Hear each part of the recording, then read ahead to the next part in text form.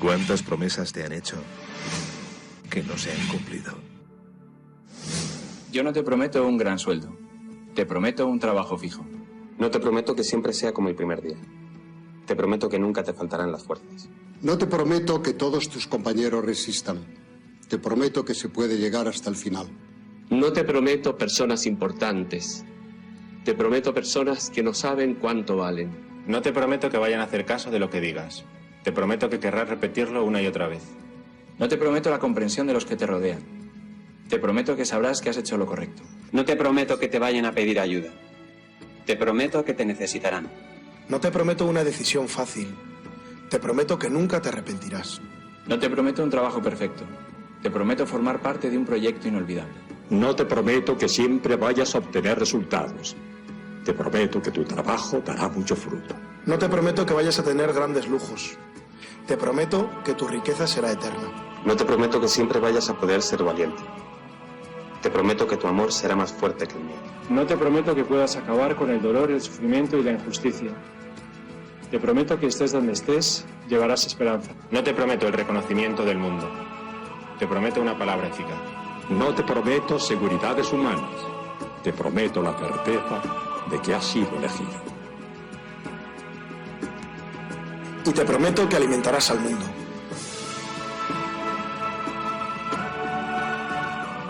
Unirás corazones.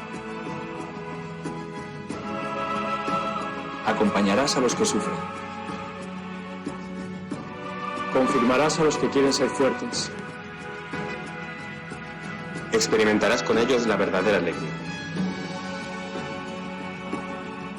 Sumergirás a los hombres en la verdad. Y serás sacerdote, testigo de Jesucristo.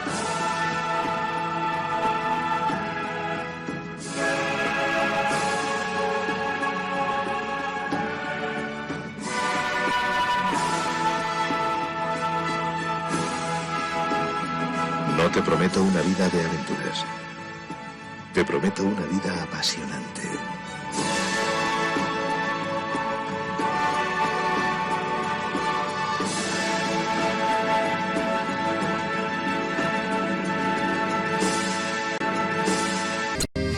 Jesucristo, Señor de la historia, que estuviste, estás y estarás.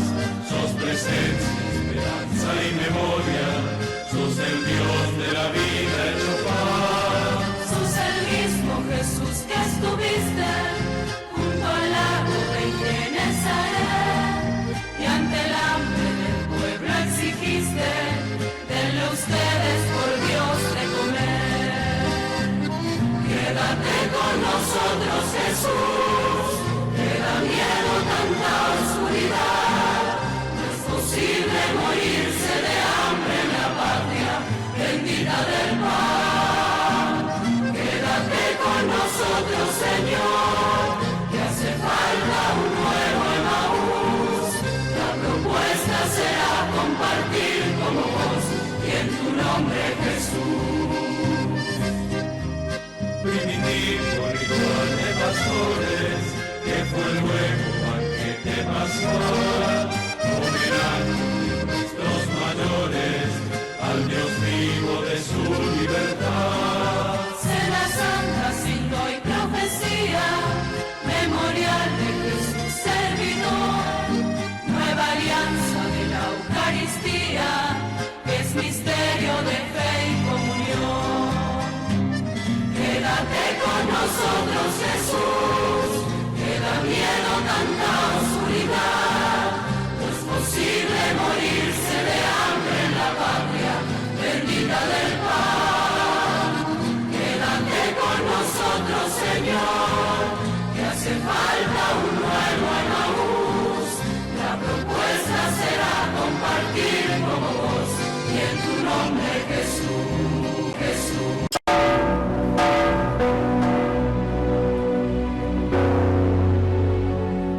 Este mes quiero contarles una historia que es un reflejo de la iglesia de hoy. Es la historia de un testimonio de fe poco conocido.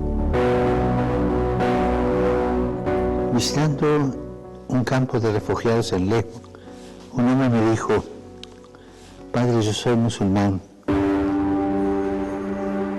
mujer era cristiana. Llegaron los terroristas a nuestro país, nos miraron y nos preguntaron nuestra religión. Vieron a mi mujer con el crucifijo y le dijeron que lo tirara al suelo. Ella no lo hizo y la degollaron delante de mí. Histórico. Y sé que él no tenía rencor. Se centraba en el ejemplo de amor de su mujer. Un amor a Cristo que la llevó a aceptar y ser leal hasta la muerte. Hermanos, hermanas, siempre habrá mártires entre nosotros. Es la señal de que vamos por el camino correcto. Una persona que sabe me decía que hay más mártires hoy que al inicio del cristianismo. El coraje de los mártires, el testimonio de los mártires es una bendición para todos. Oremos para que quienes en diversas partes del mundo arriesgan su vida por el Evangelio contagien a la Iglesia su valentía, su impulso misionero.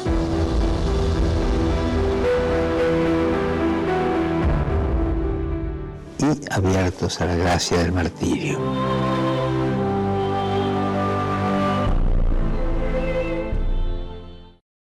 He sabido algo que me preocupa profundamente. Comprendo que lo guía una buena intención, pero me veo en la necesidad de llamarle la atención. Don Silvestre me mandó llamar para darme una queja. Se trata de que en las primeras lecciones del catecismo les ha metido usted en la cabeza a los niños ciertas ideas que considero altamente perjudiciales. ¿Cómo cuáles, padre? Pues les ha dicho a los chicos que hagan ver a sus padres que el esfuerzo de su trabajo debe estar en proporción al salario. Ah, eso sí. Que si cobran más que trabajan, que cobren menos. Pero que si trabajan más que cobran, pues que cobren más. Y usted sabe que esas teorías ya han empezado a armar líos y que varios obreros se han presentado a don Silvestre pidiéndole aumento en el salario. Ah, pues qué bueno. Bueno, ¿por qué? Recuerde usted que se ha de procurar que las riquezas no se acumulen en manos de los ricos y que se repartan entre los trabajadores. Pero eso es comunismo. No, doña Sara. Esa es la encíclica de su santidad Pío XI. Y su santidad Juan XXIII, en su encíclica, dice que los trabajadores deben ganar lo suficiente para tener un nivel de vida verdaderamente humano que les permita sacar adelante a su familia. Pero la forma en que usted lo enfoca puede traer problemas. Pues no lo creo, porque su santidad León XIII, allá por el año de 1891, ya lo decía en su encíclica, que el Estado debe ayudar a la clase proletaria, porque del trabajo y el esfuerzo del obrero salen las riquezas de los estados. Eso lo dijo hace un titipuchal de tiempo y no ha pasado nada. No, si es un error querer acabar con los ricos, hay que acabar primero con los pobres, padre. Eso no lo dice la encíclica. No, eso lo digo yo, porque acabando con la pobreza, pues habrá más equidad en el mundo.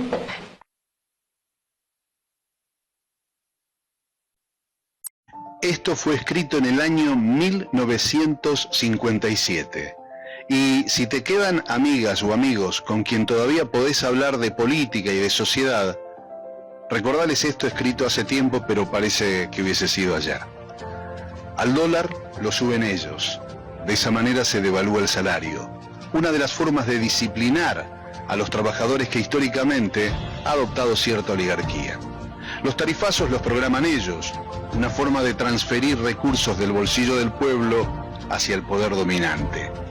La fuga la facilitan ellos, una forma de endeudar a millones para que se beneficien unos pocos. La crisis la generaron ellos, porque a través del miedo colonizan el sentido común. El relato y la mentira lo implementan ellos, para que con la complicidad de los medios nadie sepa la verdad. Es hora que te des cuenta que existe un solo camino. O dejamos que sigan decidiendo ellos, o comenzamos a hacer algo por nosotros. No se trata de cambiar de collar, se trata de dejar de ser perro. Lo dijo Arturo Jauretche, allá por 1957. Que tengas un gran día.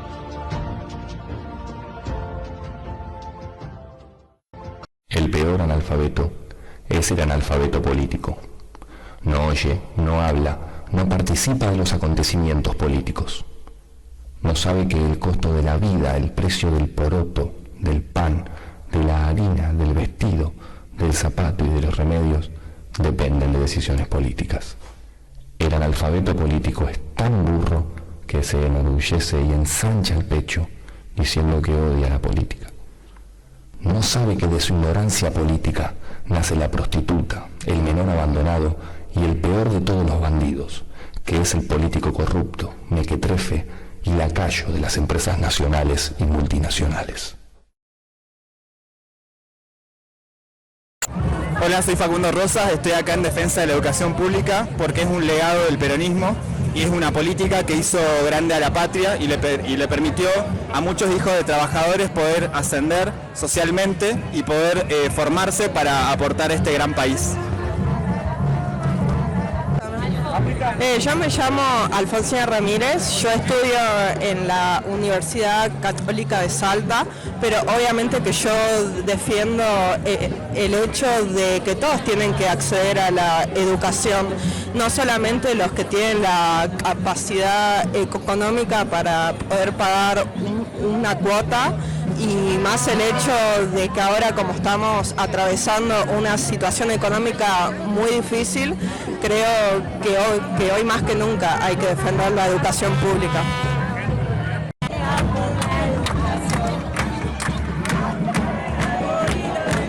Mi nombre es Camila Evita Morales y hoy estoy acá marchando por toda la juventud, por oportunidades y por sobre todas las cosas, porque es un derecho de nuestros pueblos al cual no pensamos renunciar. Si te puedes presentar y por qué estás acá. Vale. Soy Frida Fonseca, ¿qué tal? Buenas tardes. Bueno, acompañando la marcha universitaria, creo que es un momento muy difícil para todos los sectores estudiantiles y sociales. Y es importante acompañar este reclamo por una universidad y una educación pública gratuita, universal, inclusiva y que llegue a todos los sectores. Así que, bueno, ese es el objetivo por el cual hoy estamos presentes en esta marcha universitaria. ¿Quién sos y por qué estás acá? Bueno, soy Soledad Troyano, dirigente del Partido Justicialista de los 16 años. Soy secretaria de la Mujer y consejera del partido y estoy acá por la lucha de todos los hijos de los obreros que llegaron a las universidades, por la educación pública, libre y gratuita. Yo elegí la universidad pública, estoy orgullosa de haberla elegido y siempre voy a estar del lado de la ascendencia social en este país. Siempre oportunidades e igualdad para todos. Muchas gracias.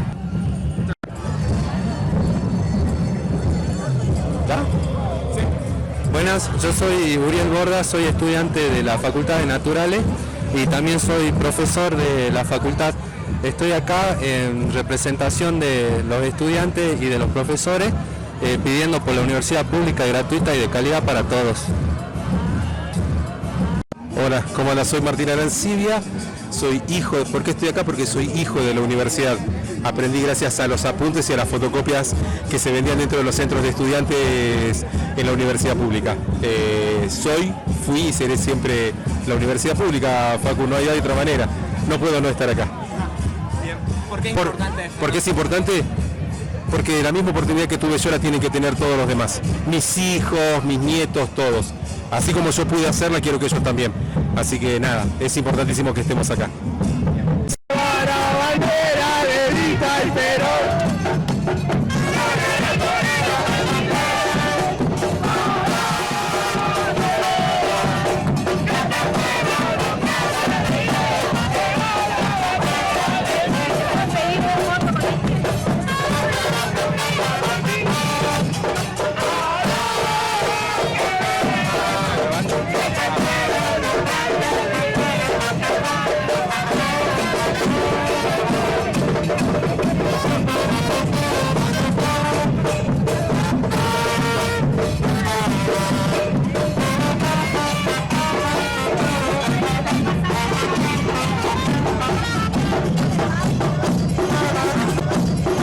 ¿Puedes presentar y por qué estás acá?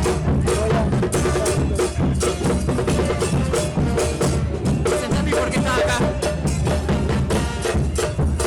Hola, buenas tardes, buenos días, buenas noches. Bueno, mi nombre es Julio César Molina, soy secretario general de la CTA Autónoma de Salta y creo que, bueno, una vez más, como la vez pasada, estamos acompañando en defensa de la universidad pública y gratuita. Es aberrante lo que está haciendo este hombre Milei, donde quiere achicar el presupuesto y donde sabemos que la universidad, al hacer eso, está clausurando la posibilidad de crecimiento, para que tengamos crecimiento de clase social ascendente. Sabemos que ahí va hijo de obreros de la construcción, trabajadores rurales, ahí van trabajadores gastronómicos, empleados de comercio, así que esa es la gran posibilidad que se da a los trabajadores o al obrero común, de que su hijo puede estudiar en una universidad y este hombre está cortando, clausurando todas esas posibilidades para que nuestros hijos de nuestros compañeros trabajadores obreros puedan llegar y tener un título universitario que tantas veces le hace falta para salir adelante en este difícil mundo del trabajo laboral donde es casi el trabajo, ¿no? Y ahí se pueden especializar. Hola, ¿qué tal? ¿Cómo están? Bueno, mi nombre es Claudio Jaime, soy secretario general del sindicato de AMET, el gremio de los docentes, y bueno, hoy nos estamos manifestando por el desfinanciamiento que está sucediendo en todo lo que el presidente en realidad quiere hacer con las escuelas públicas, así que bueno, nosotros estamos hoy luchando para que eso no suceda, y bueno, vamos a estar presentes acá en esta movilización, y bueno, y hoy estamos de paro, así que bueno, muchísimas gracias por la nota, y bueno, vamos a seguir en lucha. Buenas tardes, mi nombre es Gustavo Soto, secretario general del PCN, también perteneciente a CGT Salta. Bueno, acompañando el movimiento de estudiantes universitarios en defensa de la universidad pública y gratuita, en defensa de los derechos de los trabajadores de la universidad y de todos los estudiantes. Muchas gracias, compañero.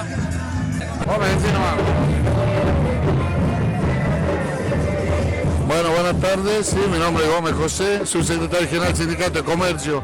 Bueno, estamos aquí adhiriéndonos y apoyando la manifestación de este reclamo que está haciendo el sector de las universidades por el recorte que quiere implementar el gobierno nacional. El recorte que sabemos concretamente que no es lo correcto, ya que coarta de alguna manera la posibilidad de muchos argentinos de poder incursionar en el estudio universitario, que tanto bien nos viene a todos nosotros, más en estos tiempos en donde la sociedad está despedazada por la política que viene implementando este gobierno. Bueno, nosotros no podemos quedar ajenos a esta situación, es por eso que en estos momentos nos adherimos a la movilización y al reclamo. Bueno, mi nombre es Víctor Gómez, secretario general del SADOC. Estamos en esta jornada nacional de protesta justamente en contra de todas las políticas de este presidente Milei, que obviamente va en contra de la educación pública. Por lo tanto, estamos acompañando a esta marcha universitaria justamente en apoyo a que devuelvan el financiamiento a la educación, de restitución del FONET, y obviamente que devuelva todos los recursos económicos que estaban destinados para educación. Gracias, compañero.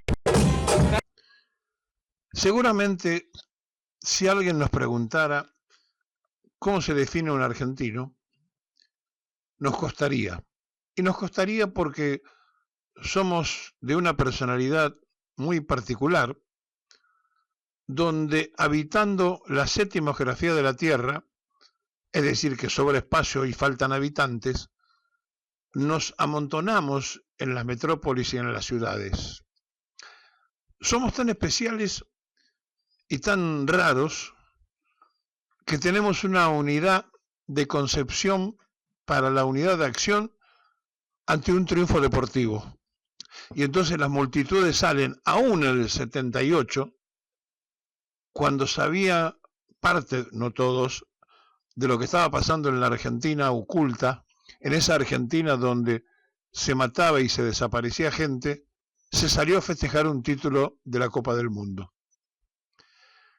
Los argentinos tenemos una particularidad que no se repite en otras latitudes, porque viviendo en una de las geografías más grandes de la Tierra, nos agrupamos en metrópolis y vivimos en propiedad horizontal. Porque teniendo uno de los países más ricos del globo, tenemos una increíble e insoportable deuda externa. Porque teniendo el país con un alto nivel cultural, vivimos violando derechos humanos. Somos especiales, somos diferentes, aunque hablemos el mismo idioma y aunque seamos de la América Grande, somos distintos aún a nuestros vecinos del otro lado de la frontera. Y esta particularidad que puntualizamos como lo de los argentinos, tiene un defecto en la construcción de la idea, que lo estamos diciendo desde la metrópolis, que lo estamos diciendo desde el porteñismo, que lo estamos diciendo de la capital del unitarismo, sin darnos cuenta del país federal y sin darnos cuenta que lo que nosotros creemos que es el argentino tipo, no es lo mismo para el catamarqueño, para el riojano, para el santacruceño o para el chubutense. Es decir, medimos a todos por lo que pasa en Buenos Aires. Y esto tiene mucho de importancia porque somos un país declaradamente federal, pero políticamente unitario. Somos un país federal para recaudar impuestos y unitarios para que Buenos Aires decida sobre cómo come un riojano, cómo viaja un jujeño o qué hace un cordobés. Cuando se construye la nación, se hace porque primero nacen las provincias. Y por lo tanto, al nacer las provincias, Buenos Aires como tal era importante, pero no era lo más trascendente de esa construcción, porque se estaba luchando en el norte, se estaba luchando cercano a la frontera en Cuyo, se estaba luchando en diversos lugares, en distintos lugares, para preservar esa libertad y ese grito de independencia real y formal. Es decir, estábamos cuando ya, después de 1810, empezamos a ver que podíamos gritar libertad, a construir el concepto de libertad. ¿Qué es la libertad para un ser humano? En definitiva, cuando pasan los años y aparecen los máximos represores que empobrecieron a la Argentina en un ratito, que fue la llamada fusiladora del 55, hablaban de que eran los libertarios, era la libertad. Y hoy tenemos que escuchar a Milei repetir libertad y libertarios. ¿Por qué? Y porque es liberal, como lo fueron Aramburu y Rojas. ¿Por qué es liberal como Martínez de Oz? ¿O por qué es liberal como todos aquellos que con represión intentaron poner los planes de Alzogaray, de Martínez de Oz, de cualquiera de esos ministros que hicieron y empobrecieron al pueblo argentino? Entonces, cuando escuchan hablar de justicia social, el mismo cachivache que se sentó en el sillón de Rivadavia por el voto de determinada sumatoria mayoritaria, es decir, sumaron minorías para formar una mayoría, cuando dice que la justicia social, ¿qué es eso? Y se pregunta, porque ellos, desde el liberalismo, son deshumanizantes. Porque nunca el liberalismo pensó en la humanidad, sino pensó en el cierre de una cuenta, de una economía, para suponer y creer que eso da un estado de libertad. Enfrente se oponían los que decían que el Estado tenía que hacer todo, en contra de los que decían que el Estado no tenía que existir. Y aparece de pronto la construcción del peronismo como una tercera posición ideológica, distante de uno como de otro de los imperialismos reinantes, es decir, ni lo que marcaba la Unión Soviética de ese momento, ni lo que marcaba Estados Unidos. Ni el capitalismo salvaje, ni el socialismo marxista, que no había resuelto en absoluto la vida de nadie, porque habían pasado de Rusia a ser tan imperialistas como los norteamericanos con el resto del mundo. Y entonces empezaron a darse cuenta que lo que Perón había construido era una ideología nueva, diferente, distante de uno como de otro, y se pusieron todos de acuerdo. Y el operador de ese acuerdo entre yanquis y rusos fueron los ingleses, que toda la vida fueron la bisagra y que toda la vida trabajaron sobre la inteligencia de los dos países, siendo ellos los que mejor la manejaron. Y como Churchill le había prometido al pueblo inglés no dejar levantar a la Argentina porque podía ser un peligro y podía transformarse en una potencia, y se refería a la época de Perón, entonces, de común acuerdo, los que respondían internacionalmente a uno como a otro de los imperialismos empezaron a tirar de la soga, hasta que en el 55 estaban todos de acuerdo. Los comunistas, los demócratas progresistas, los demócratas cristianos, los radicales, los socialistas, no quedaba nadie del otro lado. E hicieron un golpe fratricida, bombardearon y masacraron en Plaza de Mayo, fusilaron apenas reaccionó un grupo de civiles y militares en el 56 contra esa dictadura del 55, allanaron la casa de los peronistas, robaron y asaltaron, violaron mujeres, depredaron la economía nacional y endeudaron al país y lo hicieron socio del Fondo Monetario. Esa misma calaña política que se llamó Libertadora y que el pueblo bautizó como Libertadura, fue la que engendró a los nietos de hoy que gritan viva la libertad carajo. Son los nietos de los gorilas, son los que creen en un liberalismo que solamente hambrió al pueblo argentino. Son los que dicen que la libertad hace todo y que el mercado regula todo. Y resulta que lo primero que hacen cuando son gobierno es controlar, porque no sea cosa que la gente se haga a protestar y le pegamos a cualquiera, aunque sea una criatura de 10 años, le tiramos un gas. Por eso, siempre la teoría liberal cerró con represión, porque siempre hambrió a las masas populares, porque siempre hizo pasar muy mal a los más humildes y necesitados. Y frente a eso, se levantaban y levantaban banderas los que sorpresivamente en el 55, cantando la Internacional, se pusieron de acuerdo y ahí estaban los que aplaudían a los rusos, los que aplaudían a los yanquis, los que observaban y aplaudían a los ingleses, todos juntitos, todos los que tenían una dependencia internacional en contra de una teoría nacional de la tercera posición ideológica, distante del comunismo y del capitalismo. Y la verdad es que a medida que aparecieron y conocieron a Perón en el mundo, el propio Mao Zedong dijo que no entendía cómo en la Argentina los comunistas que lo habían ido a visitar no eran peronistas. Porque se había dado cuenta que lo que él estaba haciendo en China era lo que Perón ya había hecho en la Argentina, que era la revolución de las masas. Pero esto es para otro día y para abundar con documentos y demás. Lo importante no es eso. Lo importante es entender que después, a través de las logias, el liberalismo consiguió poner a sus funcionarios en todos los gobiernos que cantaron la marchita.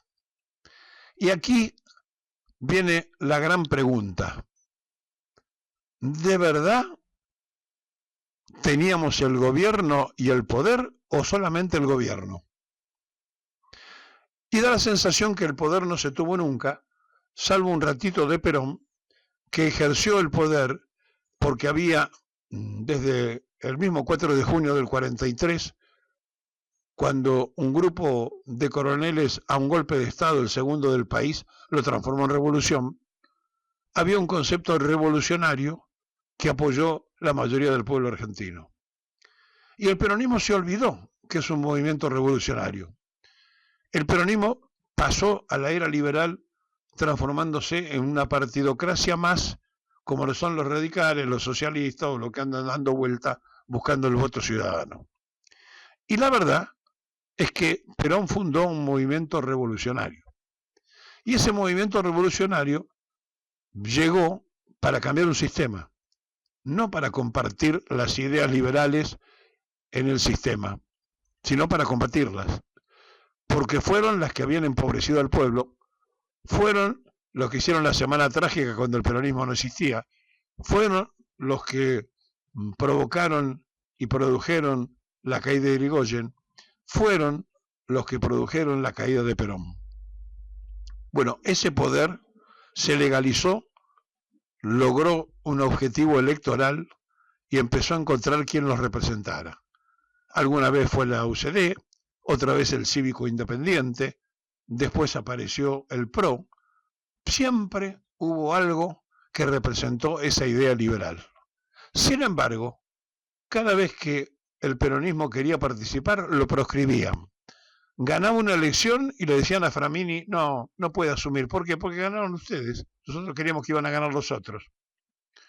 Y entonces, ante tanta frustración, ante tanta clausura en lo electoral, este movimiento revolucionario se empezó a confundir y dejó tanto el proyecto revolucionario de lado que pasó a ser parte de la partidocracia liberal.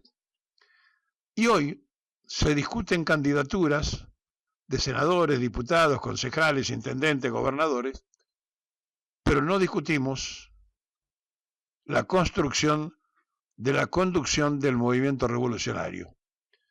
Y hemos abandonado una tarea fundacional que nació como un proyecto revolucionario, no como un integrante de la partidocracia liberal.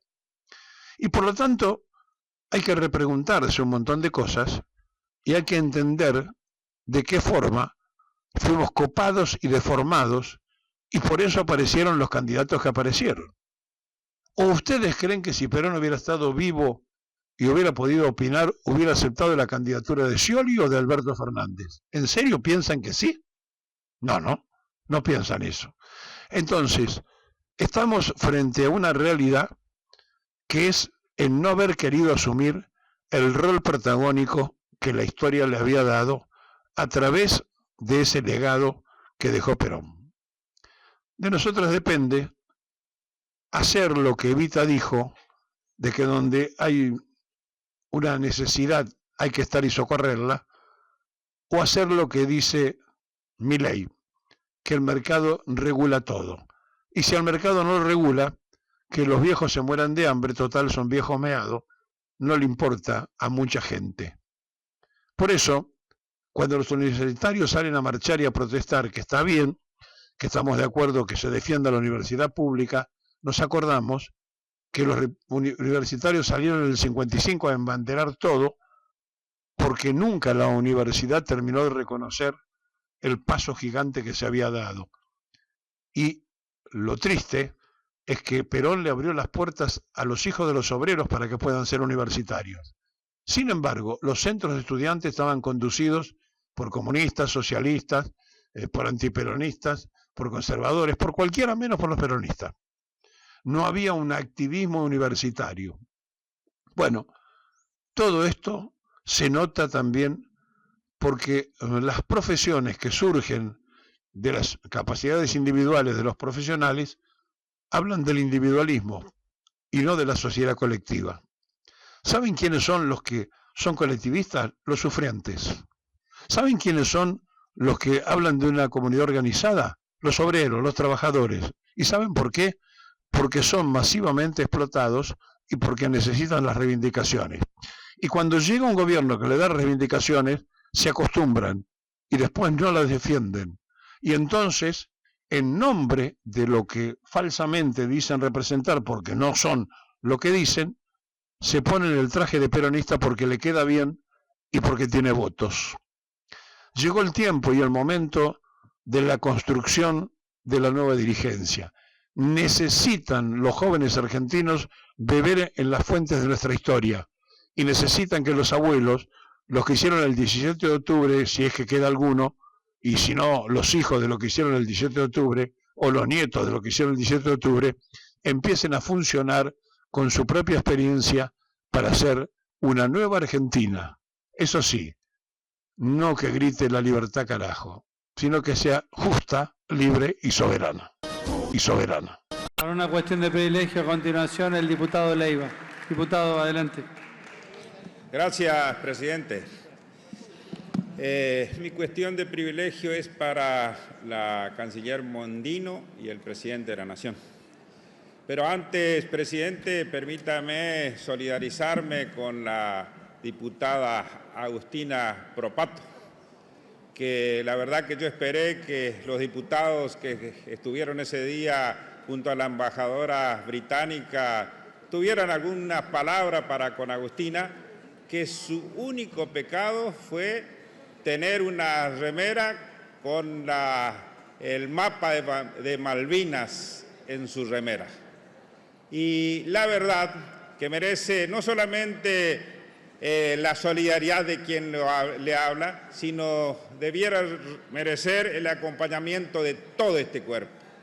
Pero también uno piensa y dice, bueno, no podemos esperar mucho porque varios de esos diputados que estuvieron en esa reunión no solamente que consintieron el pedido de la embajadora, sino trataron de convencer a Agustina que se sacara o que se separara de la foto. Por eso, Agustina, estamos orgullosas de vos, estamos orgullosos de tu compromiso y de hacer sentir verdaderamente ese sentimiento argentino, ese sentimiento de amor a nuestra patria y de amor a nuestra tierra, que también son nuestras Islas Malvinas.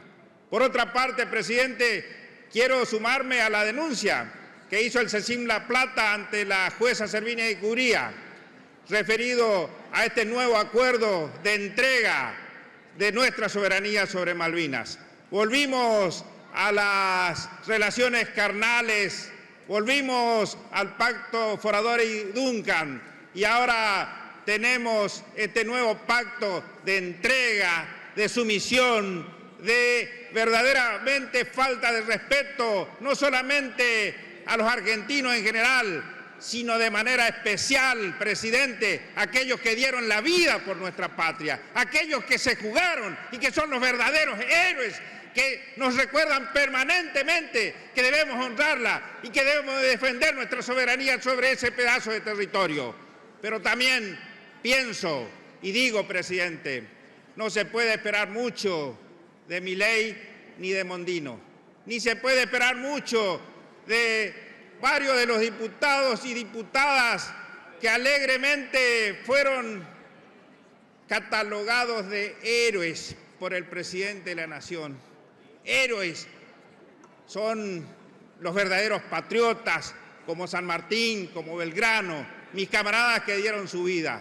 La verdad que llamar héroes a aquellos que se vendieron, aquellos que traicionaron, aquellos que el único mérito que hicieron es sacarle 3 kilos de carne molida a los jubilados, presidente. Esos son los héroes a los que premia el presidente de la Nación. No tienen vergüenza, no les da la cara para venir a sentarse después a querer venir a dar cátedra de moralidad, de buena costumbre, de patriotismo.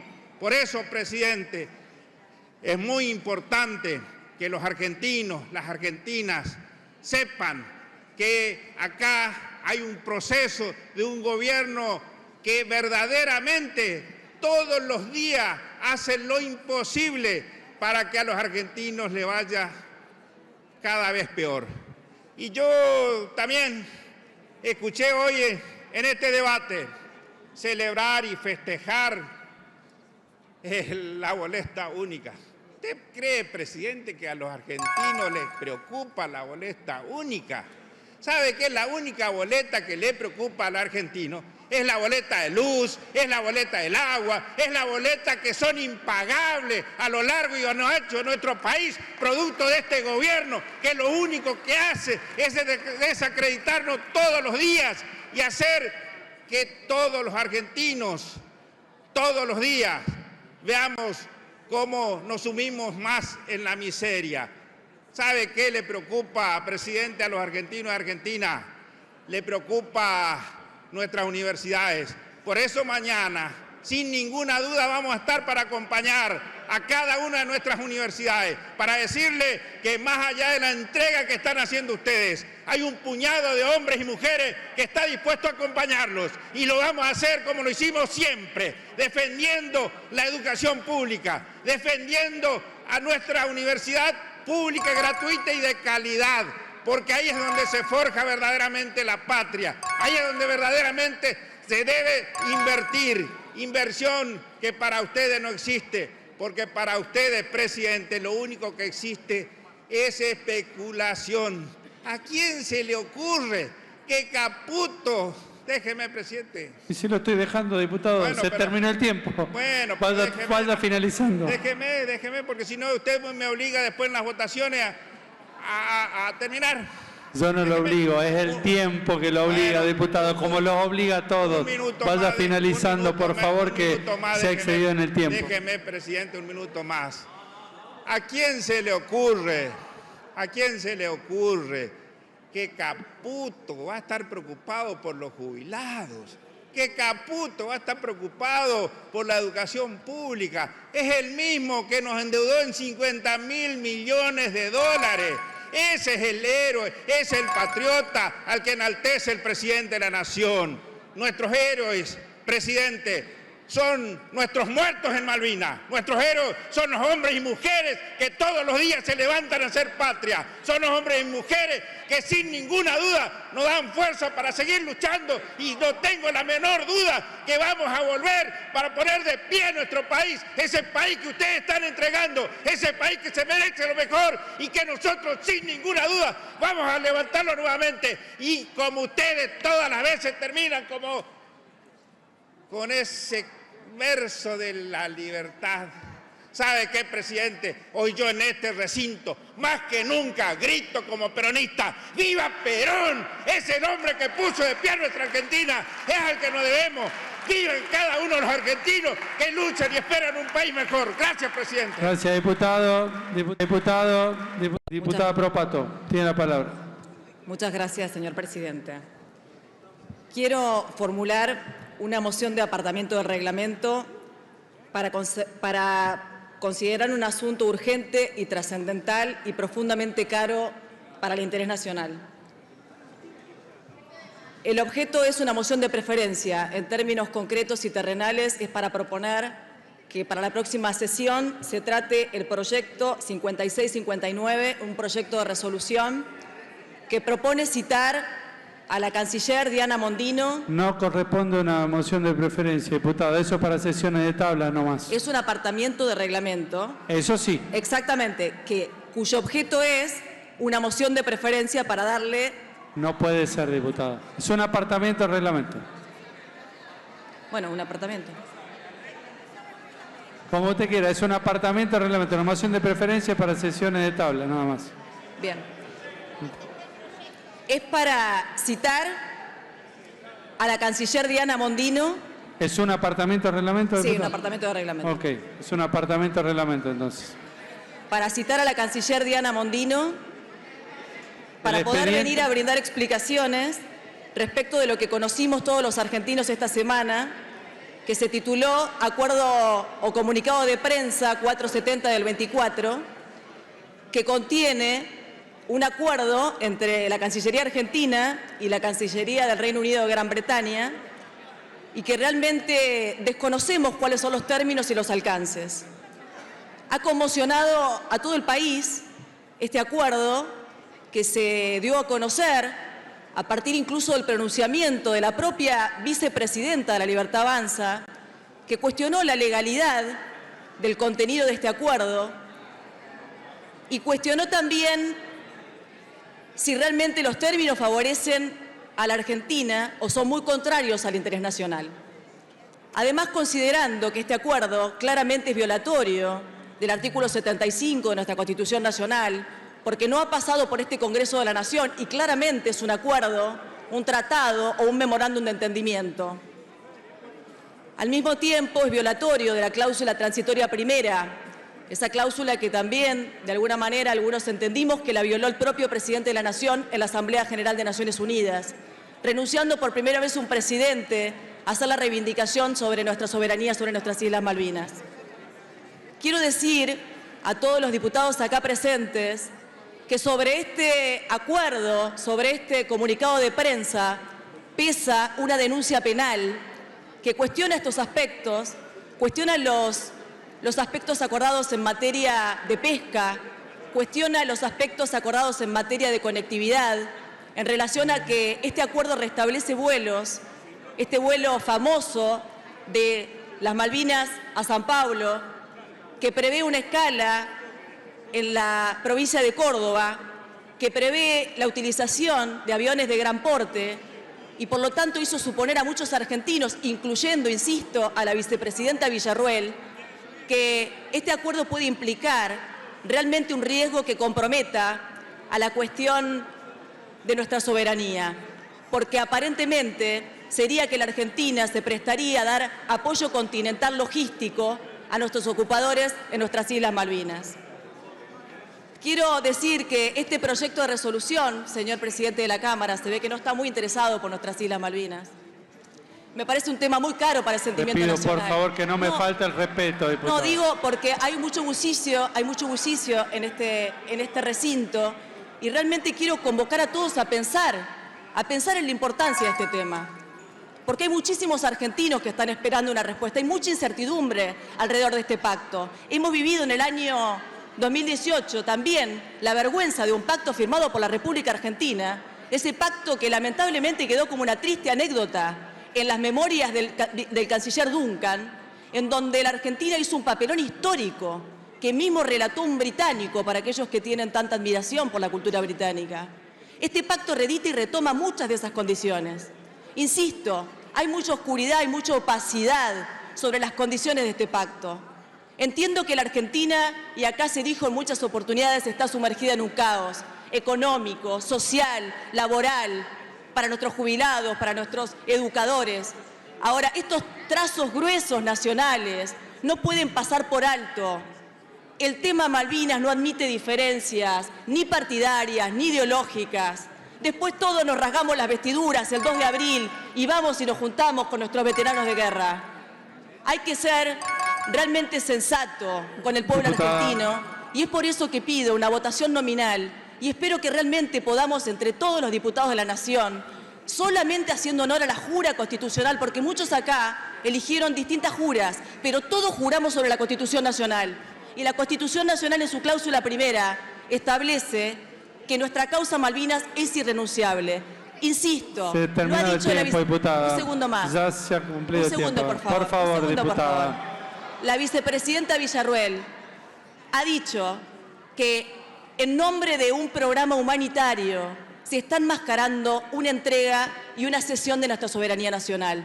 Y esto creo realmente que es un asunto que debe comprometernos a todos y podemos echar luz y alumbrar las condiciones recibiendo a la canciller Mondino y que le pueda contar a todos los argentinos cuáles son los verdaderos términos y alcances de este pacto Mondino-Lamy. Muchísimas gracias. Diputada. Diputado Tailade, para su cuestión de privilegio. Hola.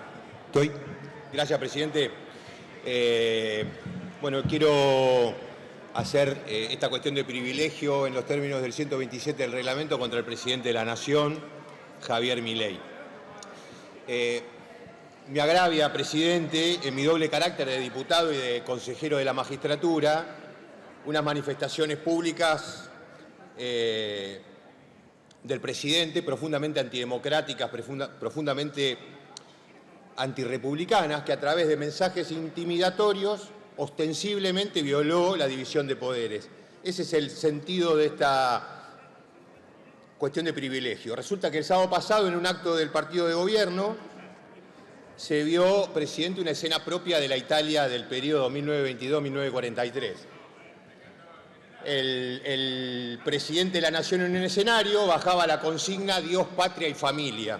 Mientras bajaba esa consigna, que a propósito, ¿qué tiene de liberal Dios, patria y familia? Pregunto yo.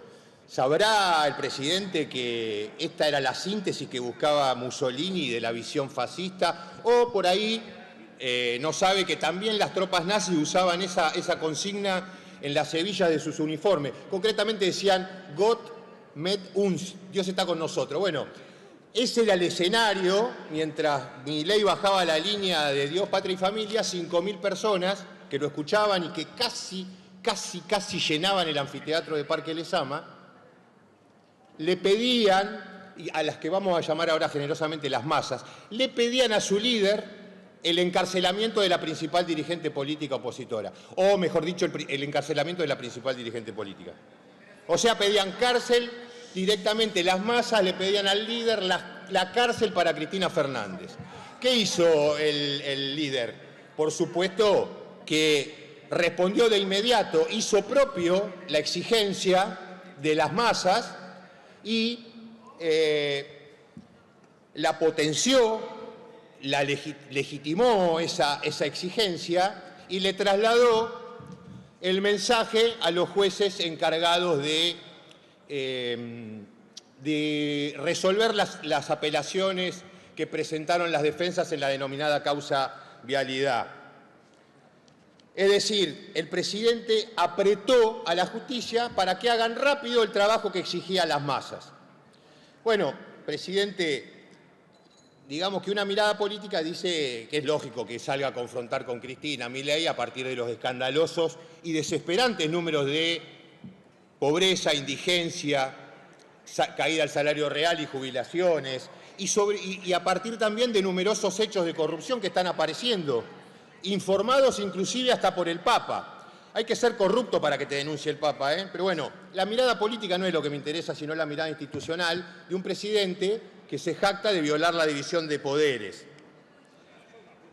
Ahora, el mensaje de Milei encierra algo más peligroso todavía, que es la reanudación de la articulación entre medios, Poder Judicial y la política que tiene patrones, la política que responde al poder económico. Se reanudó esa infame triple alianza que gobernó la Argentina en el periodo del presidente Macri.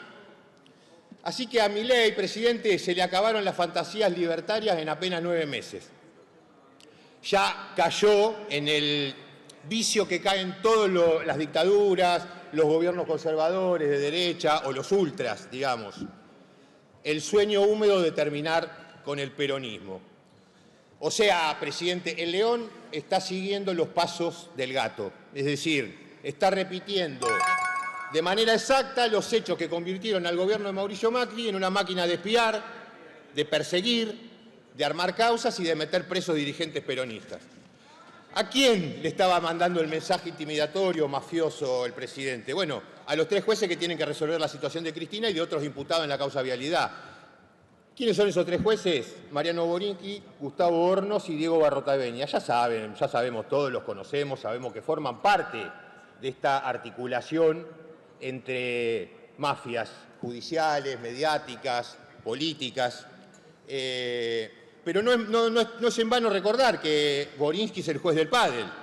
18 visitas a Olivos, a Casa Rosada, y resulta que las causas que tenía él contra dirigentes peronistas se activaban después de una volea, después de algún revés o de alguna pelota que se quedaba en la red. Al día siguiente aparecían las detenciones, las órdenes de allanamiento, las confirmaciones.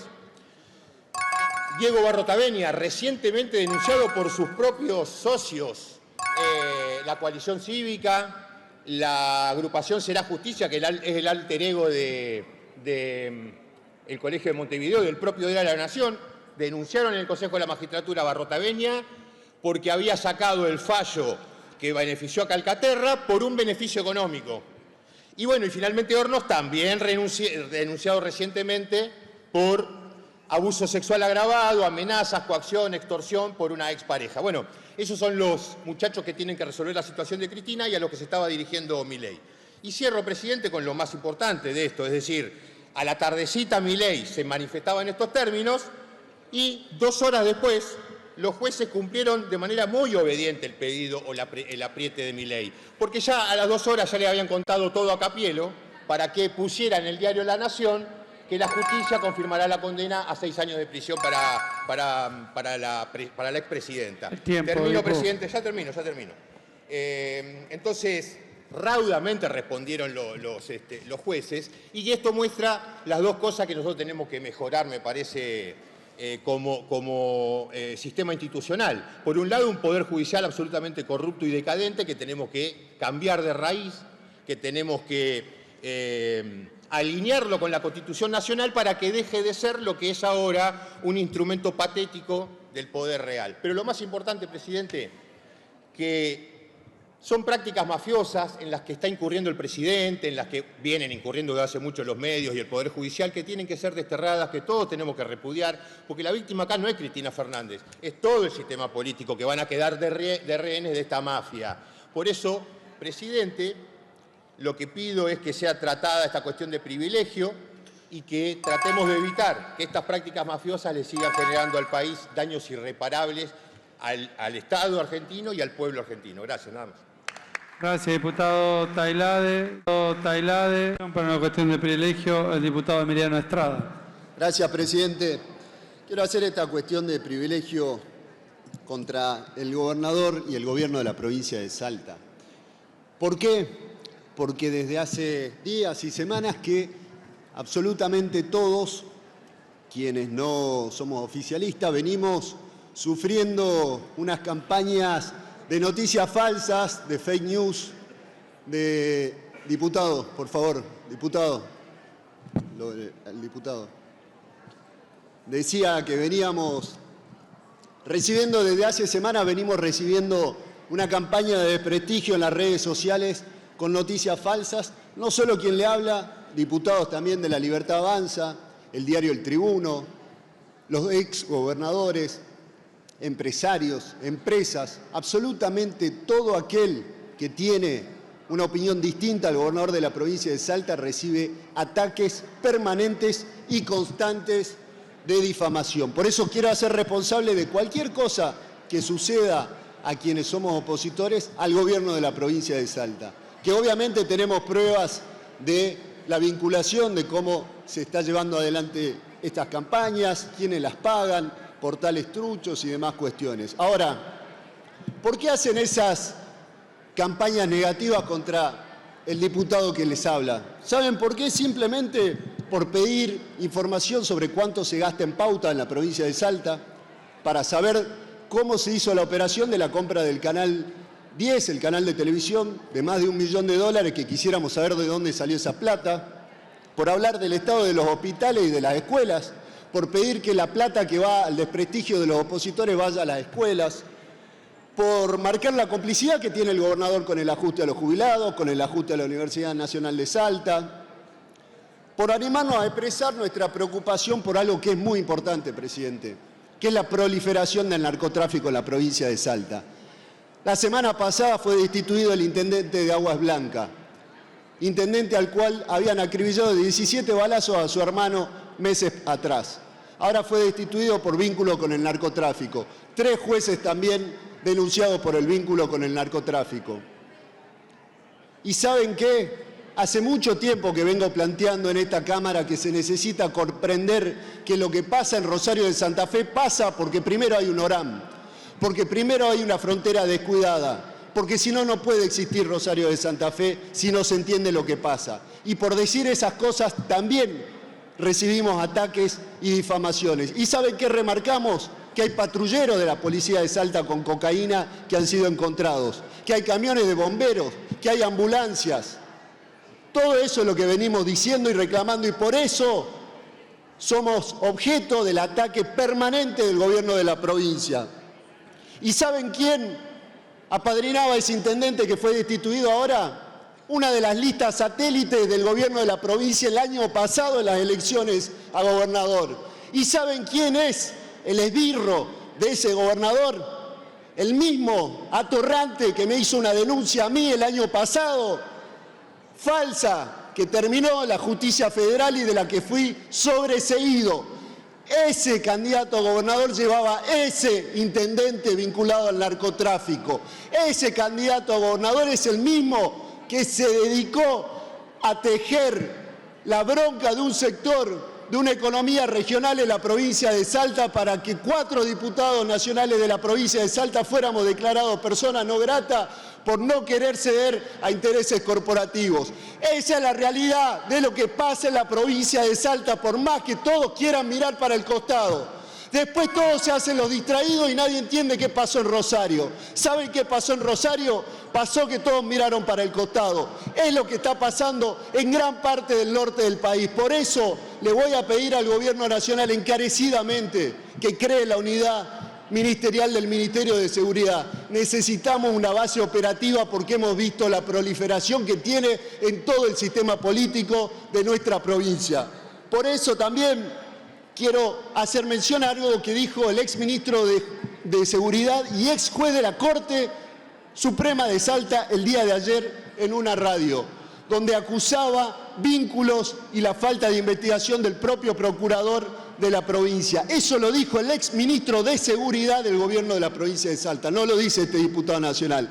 Y quiero decirle finalmente al gobierno de la provincia, acá estoy, yo no voy a retroceder. Ustedes pueden ser cobardes que se esconden detrás de las redes, igual de la cobardía de la que tuvo Arauz cuando quería entregar al pueblo salteño con Güemes a la cabeza. Nosotros somos descendientes de Güemes, nosotros tenemos la valentía de Güemes y el silencio ocasional que está comprando el gobierno de la provincia de Salta en este diputado no lo va a encontrar. Muchas gracias, presidente. Gracias, diputado Estrada. Diputado...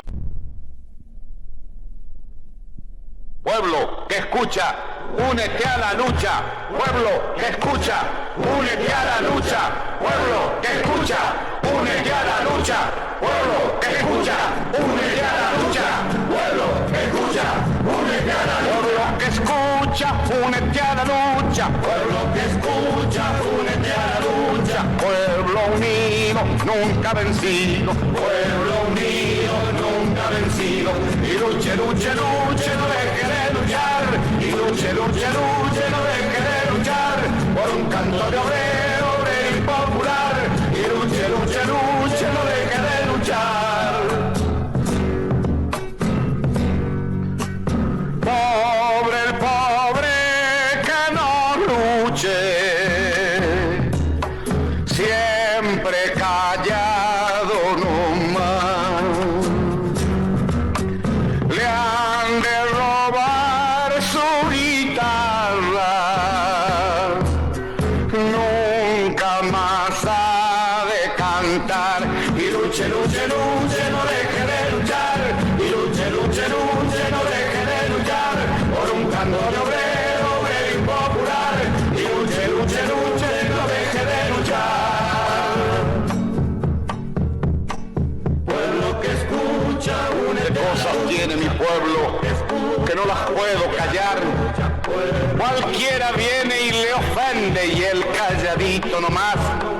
Pero guarda al que trampea, pero guarda al que le miente, porque mi pueblo no es tonto, porque mi pueblo es valiente, porque mi pueblo algún día cuando la sangre reviente habrá de salir cantando con un fusil en la frente.